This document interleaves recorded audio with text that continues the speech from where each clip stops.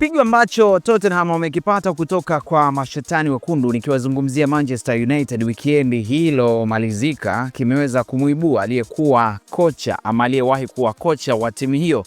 Hapa simzungumzii mwingine ni Mauricio Pochettino, ambapo kocha wa zamani wa Tottenham Hotspur Mauricio Pochettino amefunguka kuhusu mapenzi yake makubwa kwa klabu hiyo na kusisitiza kuwa kutofanya vizuri hakukubaliki kwa timu yenye hadhi ya Spurs.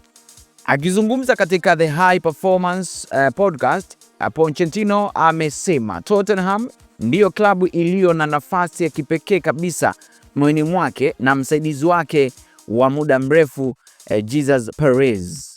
Anasema, ni klabu ipi iliyo na nafasi ya kipekee zaidi moyoni mwangu na wa Jesus Perez? Jibu ni rahisi sana, Tottenham, amesema Pochettino, akachia emoji ya upendo pale. Sasa kocha huyo ameendelea kueleza kuwa mafanikio madogo hayatoshi kwa klabu yenye ukubwa wa Tottenham. Anasema kushinda Europa League ni jambo zuri, lakini haitoshi kwa klabu kama Tottenham. Haitoshi kupigania kombe la Carabao, kombe la FA au Europa Conference League. Hii ni klabu inayopaswa kupigania ligi kuu ya England na ligi ya mabingwa Ulaya, liweza kuongezea hivyo.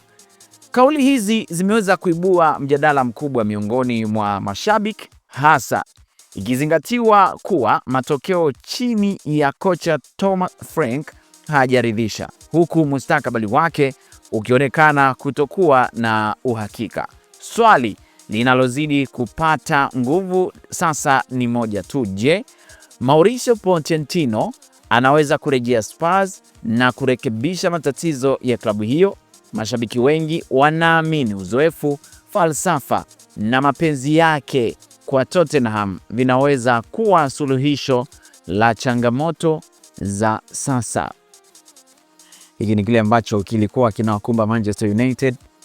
Mimi nakumbuka Mauricio Pochettino ni moja kati ya kocha ambaye aliweza kusumbua sana ligi ya Uingereza, na kama unakumbuka yani moja kati ya timu ambazo zilikuwa zinamsumbua pia Manchester United, Tottenham ni miongoni mwao. Ni katika misimu mingi iliyopita hapa nyuma Tottenham amekuwa akimpiga sana Man U, lakini miaka ya nyuma kina Alex Ferguson alikuwa ni mtu hatari sana, ambapo Tottenham hapo unamzungumzia kina Emmanuel Adebayo ujue.